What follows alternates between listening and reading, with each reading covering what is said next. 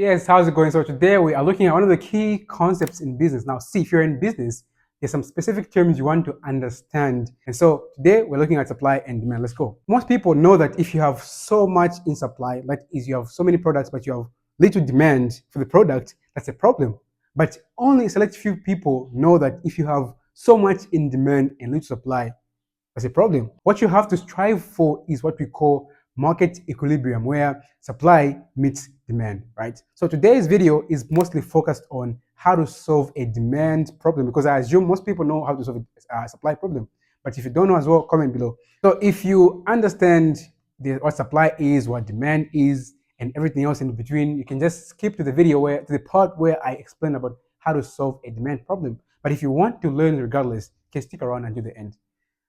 Now, we cannot talk about supply and demand when I'm talking about scarcity, because scarcity is what causes influence in how much will be in supply because of cost of production. And also, the cost of production is what determines the price. Then the price determines the demand. So you have to acknowledge scarcity as you talk about supply and demand, because it's a building block of economics, right? And now, I like to think about supply and demand, starting with demand, then going to supply. So demand is just the willingness for a customer to pay for a product, the willingness, right? So willingness. So let's say you're charging 100. So the willingness for a customer to give you 100 for a product or your service is what we call demand. Now, what is supply? Supply, again, is just the willingness for you as a supplier to supply X amount of products on the market. Let's say, for example, you are in a service business, right? So if you say, okay, for me, I'll only take 5 slots per day, that is your willingness to supply, right? So that's just like supply and demand, the willingness. Now, what are some of the things that influence demand? Oh, let's start with supply. Supply is influenced by the change in the input, changes in the input. Let's say you're selling fritters, right? And let's say you only have the capacity to supply 20 fritters. Now, let's say the price for flour goes low, which means you want to order more flour, right? So that increases the supply. So maybe in this case, you'll be able to produce, instead of 20, you are now able to produce 30 because the input has changed, right? Some change in input. And likewise, let's say the price for flour goes high, you won't be able to produce 20. So it can be less, can be 15 or even 10. So that's what causes what causes change in supply. Now, what causes the change in demand? Like what influences demand? There are two major factors. I believe there are a lot, but I believe the major factors are just two. The first one is change in the market size. For example, you're working with 10 clients, right? Then out of those clients, they start seeing results, they see the good thing you can give them by working with you, then they start to recommend you to other people, or other people notice the results and they are now interested. So which means your market grows and also your demand grows, right? Or if you are selling a product, then people are giving bad reviews or they're not seeing results, which means your market will shrink and also demand will reduce. Now, the other thing is kind of funny, but it's future expectations, right?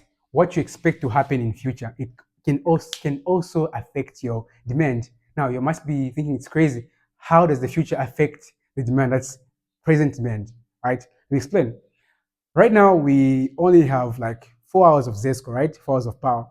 Let's assume all of a sudden Zesco announced by next week power will be in full function, right? We'll have power 247. How will that affect the demand for charcoal? The demand for charcoal will go low because people now think they can wait for next week for them to go back to normal life and not purchase the charcoal, right? Now, let's say again, after living, let's say a whole year enjoying good life of power, then Zesco announces that you only have 4 hours of power. What do you think will happen to the demand for charcoal between now and next week? It will be high because people know that by next week the price for charcoal will go high. So let's buy in advance. So that is what causes the influence in demand, future expectations, what is expected to happen. Now let's now move to the main essence of this video, how to solve a demand problem.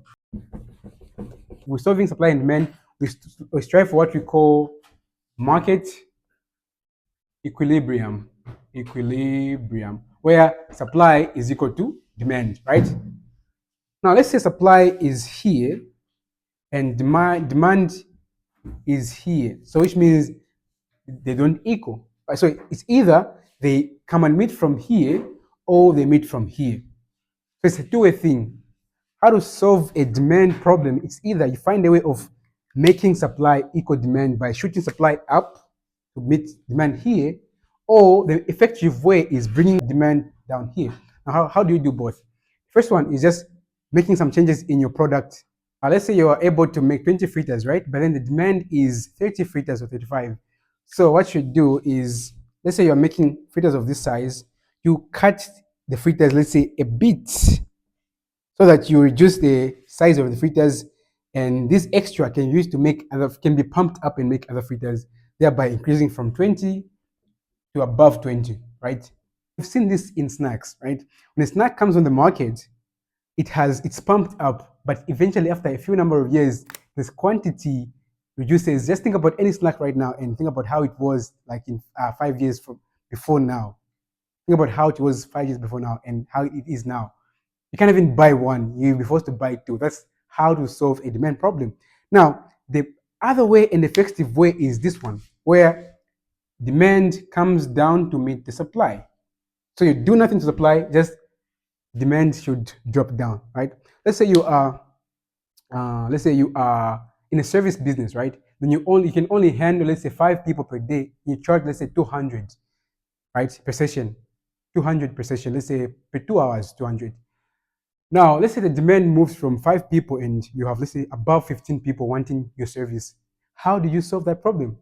Increase the price, right? Because if, let's say, you move from 200 to 500 per session, most people won't be willing to pay. But there are select few people who will be willing to pay, right? Let's say you moved, you're charging 200, right? So by 5, that's like 1,000, right? But now let's say you're charging 500, and let's say out of those 15 plus people, only 3 people are willing to pay. So 500 times 3, that's even above this one. So which means when you're solving your demand problem, you are making an extra income. So it's just about increasing the price, that's all. And it also allows you to do little work because now you're working with 5 people, but now you're working with 3 people. So that's what you want to do if you want to solve a demand problem. Because the other way around would be reducing the number of hours, right? Where you have, instead of 2 hours, you're now having 1 hour, but maintaining the same 200, right? But that will also just add up so much work on you, right? Just add up so much work. So the best way is just to reduce the amount of work. The goal in business is just to make sure to say you are doing little work but making as much money as possible, right? You don't want to be doing so much, but you want to be doing little amount of work, and that is how you increase your value, right? And so just increase the price of your product or your service. And it's easy mostly with services because how you can handle a service isn't how everybody else can handle the service. So you have like some extra value, some additional value adding to your service.